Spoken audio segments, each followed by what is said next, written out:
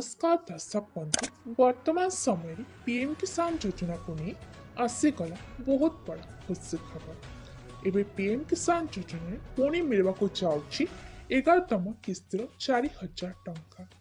तेरे दर्शक बंधु क्यों मिल 4000 टंका एवं क्यों मिलना पीएम किसान यही टंका एवं केवे मिलबो 4000 टंका। जदि आपको टंका मिलूना तेबे कौन करेंगे आसतु जानेबा यही वीडियो माध्यम। ता पूर्व जदि आपण आम वीडियो को लाइक करना एबे ही फटाफट लाइक कर दिंतु एवं जमार भी डेरी नक एबे ही सब्सक्राइब कर पाखे घंटी को दबाई दिंतु जहाँद्वारा कि आपण केंद्र सरकार किंबा ओडिशा सरकार तरफ आसुवा नुआ नुआ योजनार समस्त अपडेट सर्वप्रथम पाइपर। तेरे आसतु फ्रेंड्स आज खबर पर एवं नजर पकाइबा।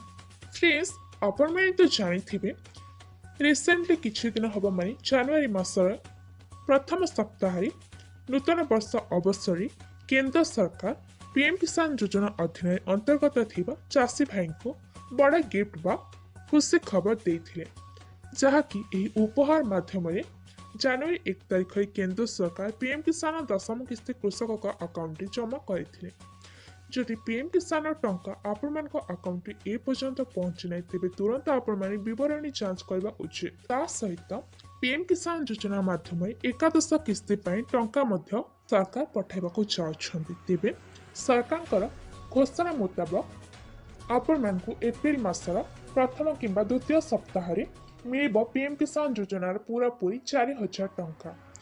तेबे जो भाई मानकू 10म किस्तिर टंका मिल नथिला से मानकू 10म एवं 11 किस्ती मिसी 4000 टंका मिल।